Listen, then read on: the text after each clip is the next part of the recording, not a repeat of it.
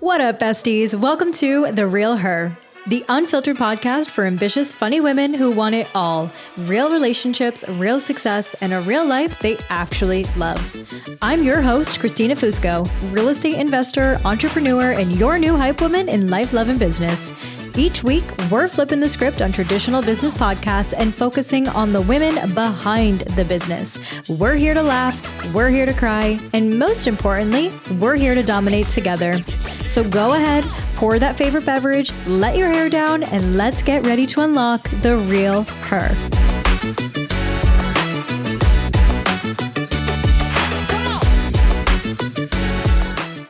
What up, bestie? Welcome back to another episode of the Real Her podcast. I'm your host, Christina Fusco.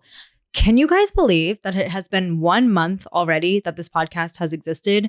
I've been sitting on it and dreaming about it for over a year now, and now it's just here. Now it's just like, oh, yeah, I have a podcast. It's weird going out and we're meeting new people with my friends, and it's like, oh, what do you do? Or we talk about what's going on in the world. And I'm like, yeah, I'm working on my podcast.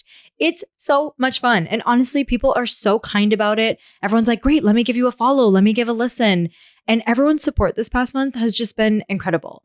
So even though truthfully, I'm sitting here exhausted today, I just got a facial. Thank you, Chris Skin. She just gave me the nice dermaplane facial. She made me ooey gooey, looking like a glazed donut, which is my favorite. I feel renewed. I feel rejuvenated. So even though I'm tired, I'm actually super excited to be sitting down with you today. And before I get into today's topic, I do have to show you guys one more thing because this made me so excited. So I went out to lunch last week with my friend Elsa, who is the amazing designer who helped with all of the branding, figuring out the colors, figuring out the logo, just made all of my visions come to life. And I wanted to say thank you for her. So we went and we grabbed lunch last week and she brought me a freaking gift, you guys. Look at this thing.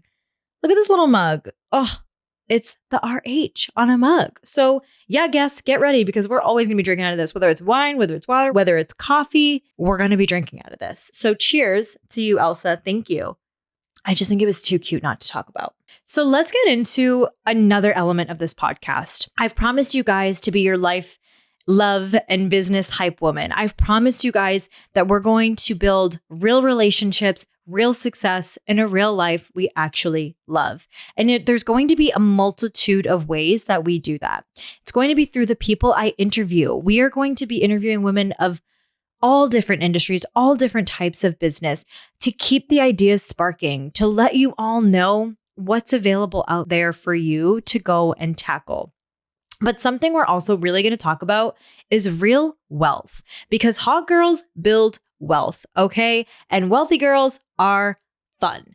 And I want all of us to be wealthy girls. So as I go on my journey to becoming a wealthy girl, I want to take you all with me. So no, the podcast is not going to be an educational podcast. I'm not going to teach you how to invest in real estate. That's not going to be the focus week to week. We're going to be focusing always on the women and the stories behind the business, because that's what I'm passionate about, is the human connection, the storytelling. However, I would be remiss to not tell you that this podcast was originally going to be called The Real Her State, because we were going to focus on real estate. I'm in real estate. I love real estate. I could talk about this stuff all day.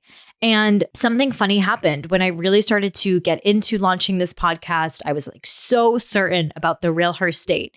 And to be honest, people kind of met me with opposition. Maybe it was just because I wasn't confident yet in what I was doing and I was self-doubting. But every time I would say, yeah, The Real Her State, people hated it. Or they were immediately, of course, like, well, it's about real estate. And I was like, well, it's not about real estate. It's going to be about more than real estate. But I understand why people thought it that way. And as I started to sit down and I started to think about all the ideas I had for this business, this is so much more than real estate. And that's why we dropped the state and we went with The Real Her, because again, week to week, I want to be exploring everything. But The Real Her State is going to be a big element and a big kind of, let's call it subcategory to this podcast, because I'm new at real estate. I've only been in real estate investing for about 2.5 years, going on 3. And I have barely scratched the surface, but I have learned so much. And I have already seen how real estate changes people's lives. It's already changed my life. And so my goal is to start helping you think outside the box. Female entrepreneurs, you're probably already used to investing in yourself, in your business. Hopefully you're starting to build that wealth that you're going for, right? That generational wealth that you can pass down to future kids, family. I think being taught finance, being taught how to build wealth is just not something that's accessible to all of us. It certainly was not really accessible to me, right? Because I didn't learn it in school. I didn't ask my parents about investments. Like, I heard them talk about it, but it's just not something that we prioritize in our life, but it's something that we have to prioritize in our life. And so I'd be remiss to not share my experiences as I go through real estate with you all. The reason I decided to do this episode today was because I was actually recording and editing with my editor. Shout out Dal Green. Thanks, girl. You've been freaking amazing so far. We're just getting started. If you didn't watch episode 6, it was with my friend Miranda. It's called WTF, Do You Mean the World is My Oyster? As we were sitting there editing it, Miranda starts to talk about her real estate portfolio and how she has been able to work W-2 optionally. She likes her W-2, but she doesn't have to be there forever. And she's built real estate as a side path to start building wealth. And she's sitting there and she's talking about how, she buys a house and then she rents it and then the people cover her mortgage and how she's going to do that again and again and again. And my editor just turned to me and she said, "What? How is she doing this? Like, I want to know all about this." And it occurred to me that, damn, yeah, I've decided to go into real estate. I want to do real estate, but so many people have no idea about the way that real estate can help them build wealth.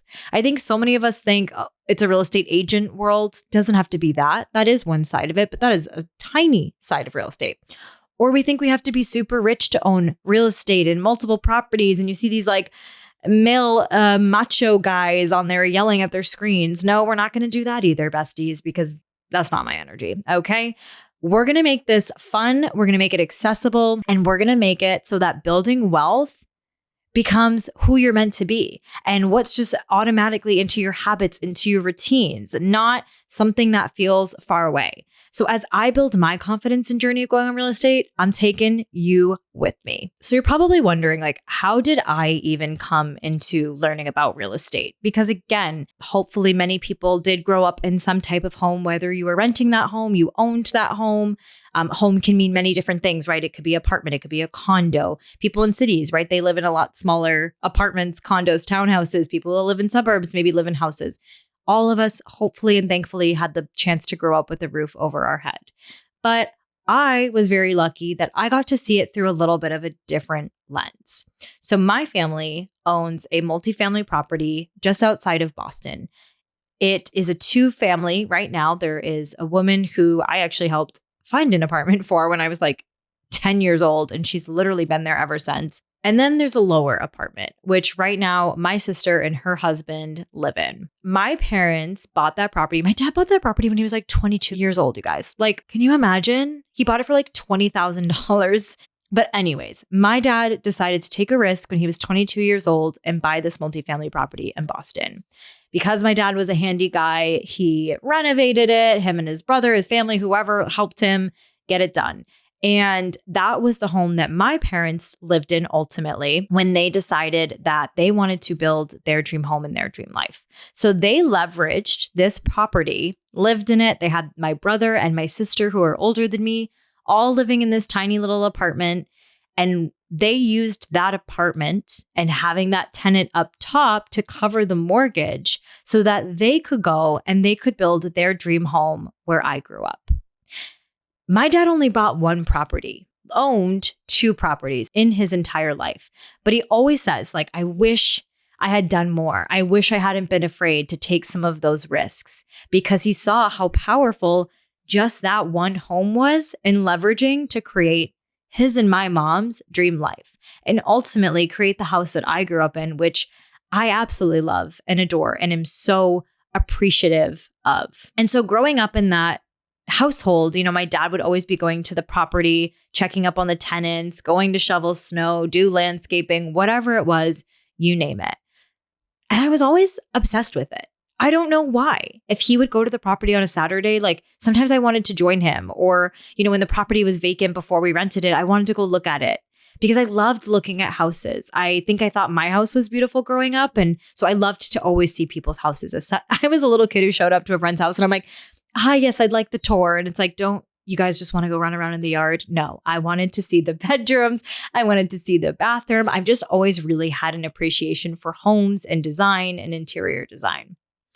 And so growing up, like I said, I got to be exposed to that. And I got to see as I got a little bit older and connected the dots, again, the way that living in that household, living in that 1-bedroom apartment for a bit, having 2 small babies in a small home helped my parents build something so much bigger. And that just always stuck with me. I knew someday that I also wanted to do that. I mean, come on, who doesn't want like a vacation home, a lake house, a beach house, all the things? But it's so much more than that. I saw at a young age the way that real estate was about leverage and was about opportunities. It wasn't just about home ownership, which is an amazing goal that, is a part of the American dream, is a part of something we should do. But unfortunately, feels harder and freaking harder to do these days. But I'm so excited to talk to you guys about real estate because, again, there's so much that we can do with it. And we're not even going to scratch the surface today. I just want to let you know that we are going to talk about these things because I want you all to have multiple revenue streams. I want you guys to have multiple avenues of income coming in to fuel the lives that you want to live. And just because you're a business owner, just because you knew how to start a business doesn't mean you know anything about investing. So let me be your guide. Let's bring it into the real her. And again, let's make it cute. Let's make it girly. Let's make it fun. And let's make it accessible because every single person deserves to know this kind of stuff and the stuff that I feel lucky enough to have learned at a young enough age. If you watched episode 6 with Miranda has been doing something called house hacking. And honestly, I actually think this is the perfect place to start because house hacking is truly the best opportunity that we can have to start leveraging real estate to build our dream lives. Maybe a hot take, maybe you guys are going to hate me, but ladies, if we're just trying to buy our dream home on the first bit, we're doing it wrong. I know. We all want the beautiful home. We all want the life that we imagined. But when you buy a home, that's considered a liability. And if you don't know what a liability is essentially something that is expenses. It's something that is taking money from you, not making you money. Well, think about it. Yeah, owning a home is great. It will appreciate. You hear the words equity, you hear hold on to it forever and ever. And it's all those things. But you know what it is in the meantime while you own that home? It's leaks. It's the roof caving in. It's, needing a new driveway, needing to repair a bathroom, all things that are making your bank account go boom, boom, boom down. Okay. What we want to first focus on is assets.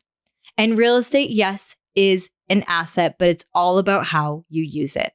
An asset is something that brings wealth to us. It's something that hopefully makes our bank account go boom, boom, boom, right? So instead of boom, boom, boom, we're going boom, boom, boom, babies. Okay.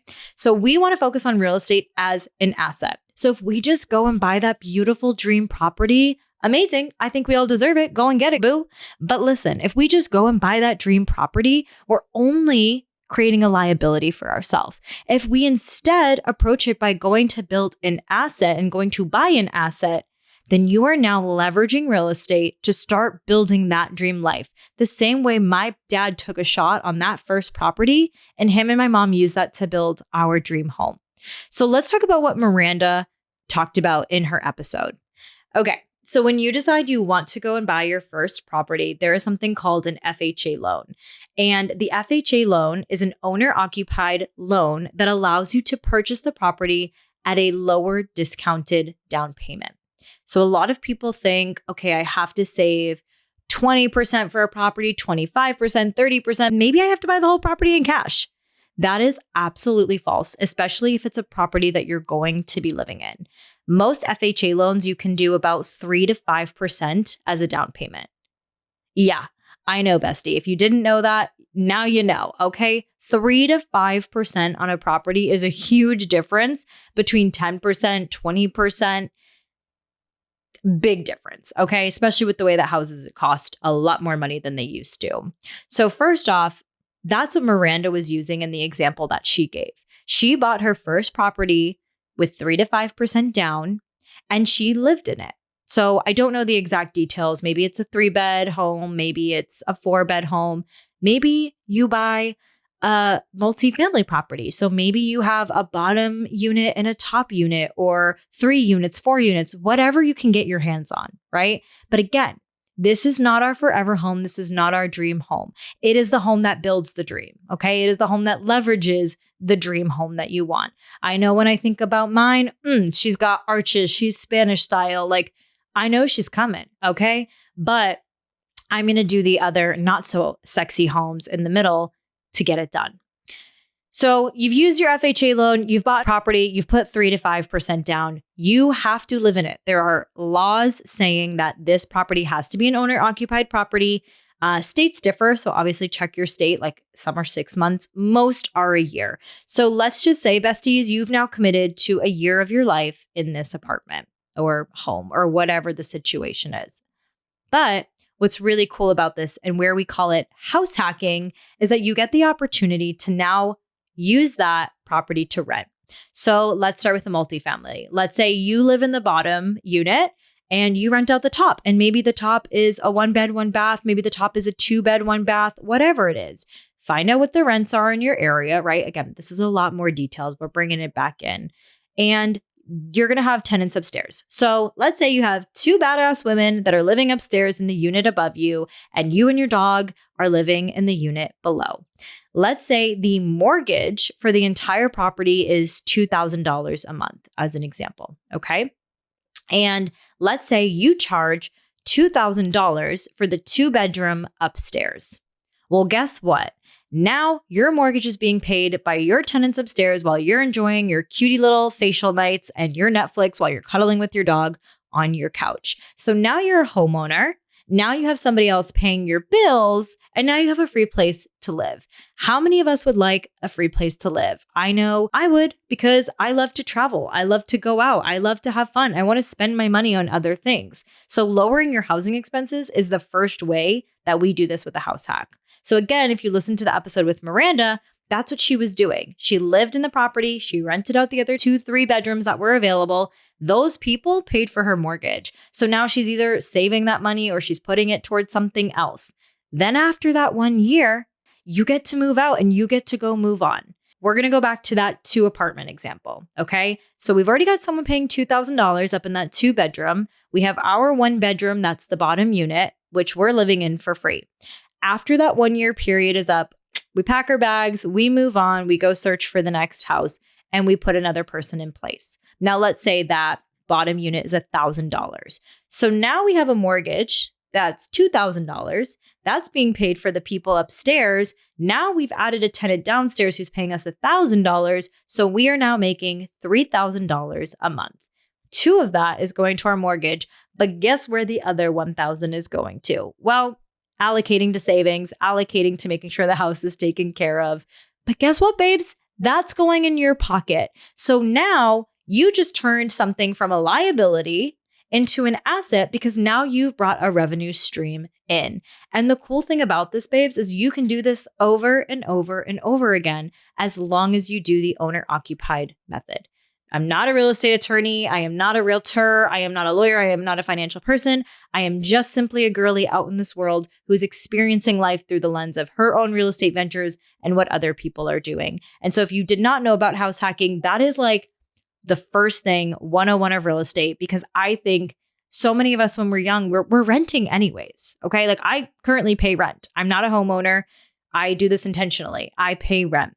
My first step when I do go to own a home is absolutely going to be house hacking, because it will lower my expenses. It will lower your expenses. You guys have to think about it this way. Sometimes we need to do a little bit of sacrifice, or not even sacrifice. Sometimes we just need to take the road less traveled to get the bigger and better things. Sometimes we need to do the things that others won't so that we can have the future others don't.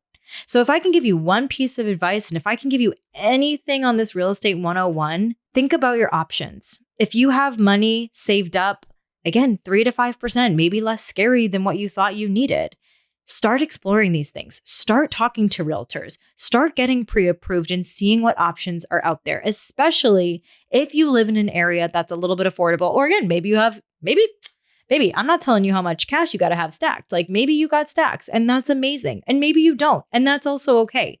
This is one of the many ways that we can use real estate, again, to leverage a dream life.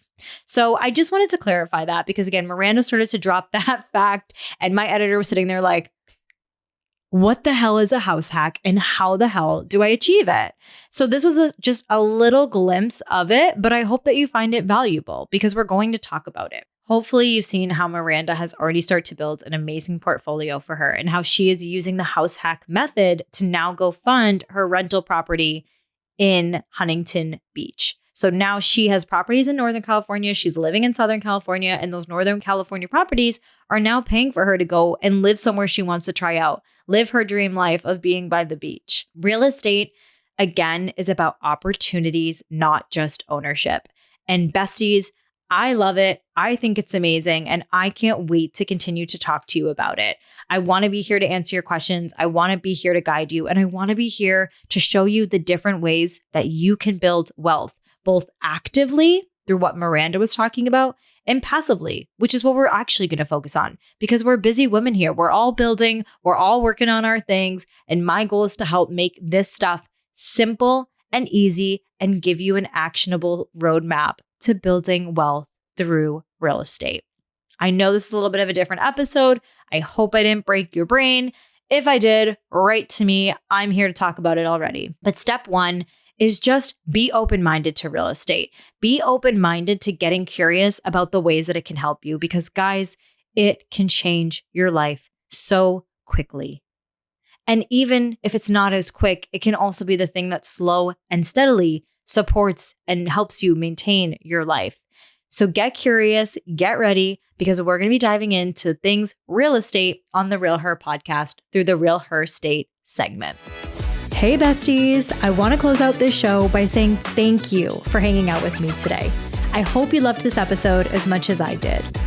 If you did, please do me a favor, hit like, subscribe, and share the episode with a friend. That way we can keep growing this movement and reach even more Real Her besties. And for your daily dose of laughs, mindset, and behind the scenes chaos, come hang out with me on Instagram at Christina_Fusco. That's Christina with a K _Fusco. All right, my ladies, until next time, keep it real, keep it fun, and keep becoming her. XOXO, your biggest hype woman.